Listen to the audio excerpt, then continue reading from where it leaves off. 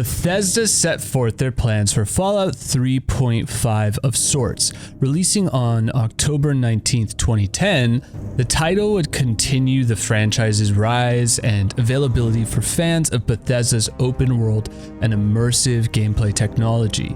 Bethesda Softworks focuses their internal development studio schedule by targeting the delivery of one title while starting the next title's pre-production stage. In Fallout 3's case, its release meant that The Elder Scrolls V Skyrim would follow Fallout 3 as the next big game directed by Todd Howard. This would allow for Todd to switch from Bethesda's Fallout series debut and return back to Bethesda's flagship IP, The Elder Scrolls.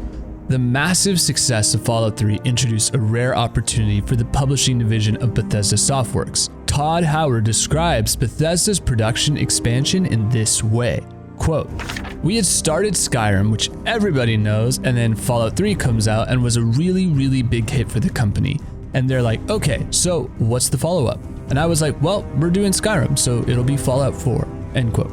A really big hit indeed, Fallout 3 delivered on the promise of a 3D Fallout role-playing game. Predicting a large delay between Fallout 3 and Fallout 4, Todd Howard and the team at Bethesda Softworks anticipated a need for an in-between release.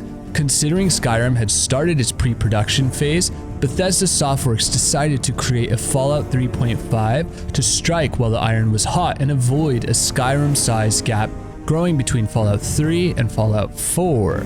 This semi-sequel, semi-expansion would utilize much of the same assets and tool sets as Fallout 3. Bethesda Softworks knew that if they took too long to publish this additional project, the hype could sour, leaving the game to be torn apart by critics and gamers alike as a cash grab. Such a project would require a specialized developer. Grab a sweet roll, sit back, relax. You're watching the Yetti Den. If you like this video, I invite you to subscribe. If you'd like to watch more Bethesda content like this, please consider sharing or leave a like and tell me your thoughts. I'd love to hear from you because today we are nerding out about the evolution of the creation engine. And if you have no idea what the system is or how it creates immersive gameplay, then we got you covered. This particular episode, we are talking about the making of Fallout New Vegas. So let's dive in. Todd describes Bethesda's mindset of Fallout 3 post-release. Quote, "We've made this successful, let's not let the chance pass by. We should do a big expansion pack or something like that. And are there companies that we could have do it? And we knew the folks at Obsidian and it was sort of immediate," end quote. And it was, hey, look, there's only one group that we really trust to do this. And it was awesome. During the pre-production of Skyrim, Todd and the Bethesda team decided to tap a developer with both Fallout roots in their blood and DNA rooted in developing sequels. Obsidian Entertainment, founded by Fergus Urquhart, who led Black Isle Studios before founding Obsidian, was chosen by Bethesda as the team to develop Fallout 3's immediate successor. Fergus worked on both of the original mainline Fallout titles, Fallout 1 and 2. When Obsidian opened up shop in Irvine, California, their first development title release would be the sequel to BioWare's Star Wars Knights of the Old Republic. Obsidian's second RPG release would also be a sequel with 2006's Neverwinter Nights 2. Urquhart would be responsible for picking a game director for the Bethesda-published Fallout New Vegas. Urquhart recalls hiring the director, quote, "It was a very quick conversation because we had Josh Sawyer working for us in Obsidian, and it's interesting. He's sort of this second generation of Fallout lovers," end quote. Consistent with Obsidian's reputation at the time, the team received a difficult task in somehow taking a popular and well-loved IP, creating a sequel or something adjacent to a sequel, while also delivering Obsidian's signature RPG credibility under the banner of Bethesda Softworks. Imagine doing all of that while promising to finish the AAA title in the blazing fast turnaround time of 18 months. Bethesda producer Ashley Chang applauds Obsidian's willingness to face the New Vegas development constraints head-on. Ashley notes that it's an incredibly tall order to, quote, "take someone else's engine and technology and tools and build something fantastic with it," end quote. As a creative team developing custom tech in-house, there might have been vulnerability felt by the Bethesda Game Studios team handing their tool set to an outside developer like Obsidian Entertainment. Before developing New Vegas with Bethesda's custom engine, Obsidian had developed the espionage RPG Alpha Protocol in Unreal Engine 3. This would result in two teams collaborating on a project via a game engine handoff. In Obsidian's case, they'd neither be working with the familiar engine, nor would they be afforded very much time to work with the technology. Bethesda focused their internal team's resources on the development of Skyrim and later Fallout 4, while reserving Fallout's East Coast lore for Bethesda's Fallout 4. Obsidian would be charged with exploring Fallout's West Coast in a separate storyline. In a sense, this allowed both teams to more or less stay in their own backyard. There are tremendous advantages to this approach in that often Bethesda's team will take field trips to locations featured in the Fallout universe, and vice versa, with Josh Sawyer riding his motorcycle through the desert wastelands of the West Coast.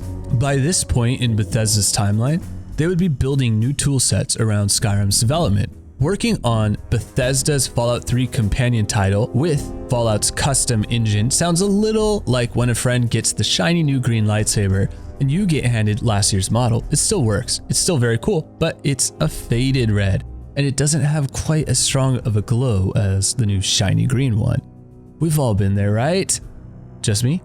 In the very least, in my case and Obsidian's case, we embrace the mystifying ember glows of Sith Red.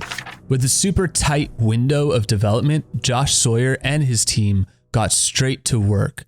Obsidian co-founder Chris Avalon recalls, quote, "The first thing our creative lead and our project director did was they sat down and they sort of examined what sort of themes they wanted to explore in New Vegas," end quote. Simple. Gonna make myself some easy money. I got a plan. Josh Sawyer was no stranger to the Fallout universe. He had experience firsthand as a fan of the original games. Sawyer also had history with the Fallout series as a developer at Black Isle Entertainment. In fact, before the IP was sold to Bethesda, Sawyer was working on what would have been Interplay Entertainment's take on Fallout 3, title codename Van Buren. To Sawyer, there's one common theme that connects the Fallout universe. War. War never changes. Sawyer states, quote, "Every Fallout game pretty much starts with war. War never changes, and the idea behind that is really that humanity has this unending appetite for killing each other," end quote. The Fallout 3 offshoot New Vegas is described by Obsidian lead producer Lawrence Liberty as, quote, "a post-apocalyptic role-playing game. It's set a couple hundred years after a cataclysmic nuclear war between the US and China, and it takes place at a time when the city of New Vegas is actually being rebuilt," end quote. As game director, Josh Sawyer would cast the vision for the game's narrative feel and player experience. With Sawyer's own personal connection to the series' original release and his employer's history with the franchise, it's expected that Sawyer's take on the series would lean more into the hardcore experiences of Fallout.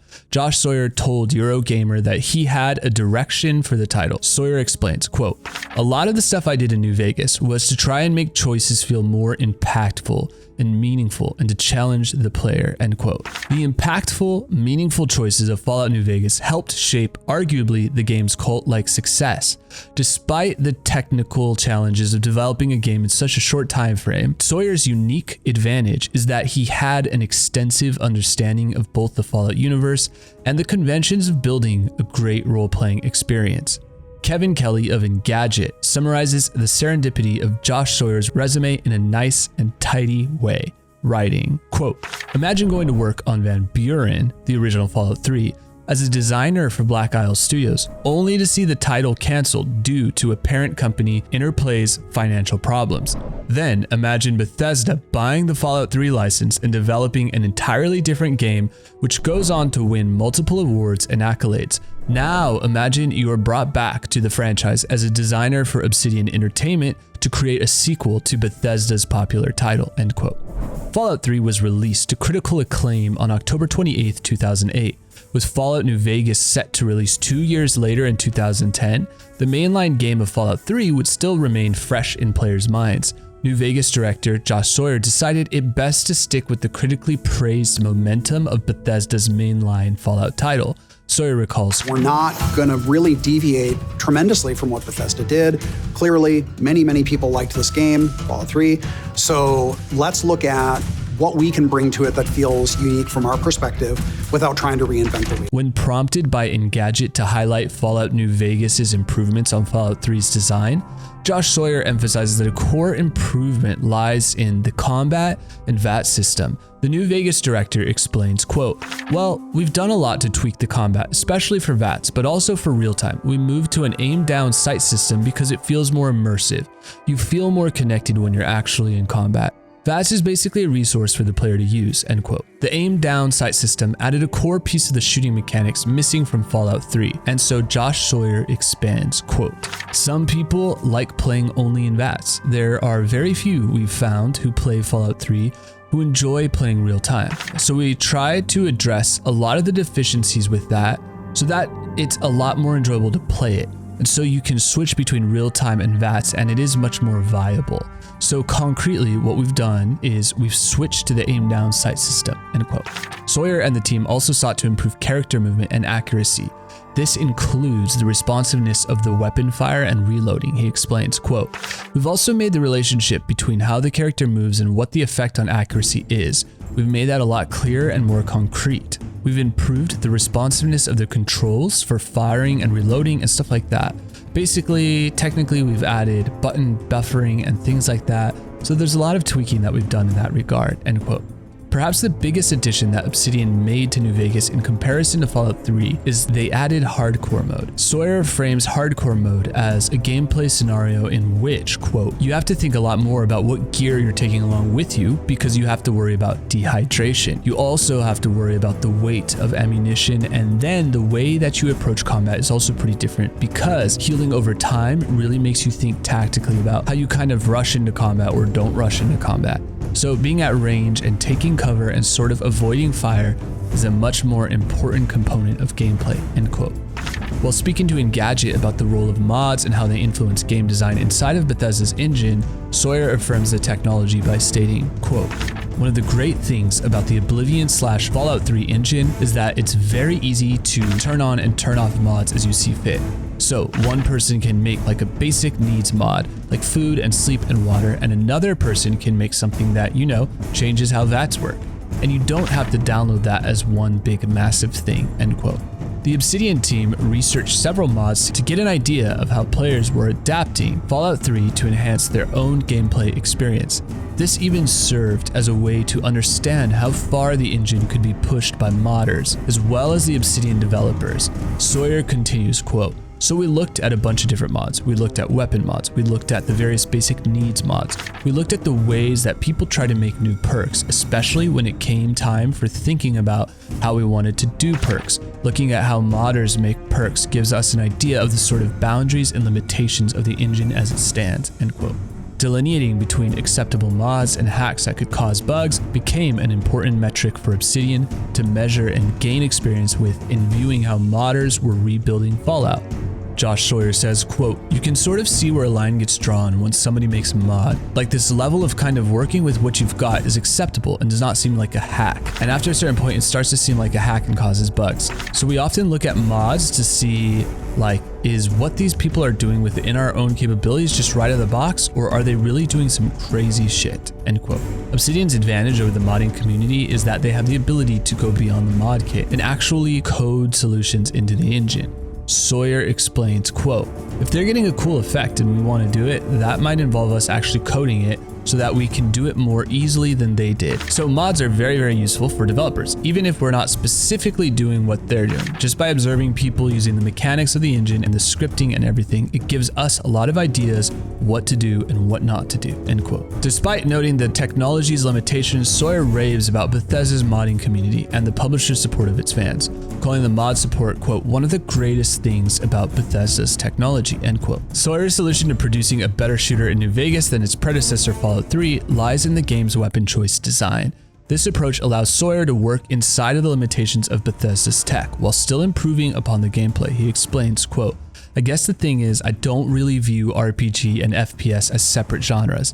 FPS is a style of combat that the game has outside of VATS, but the RPG always influences how you use the combat system, whether it's in VATS or in first-person real-time. So what I try to do is really look at, how can we make our weapons different because there are a lot of weapons," end quote.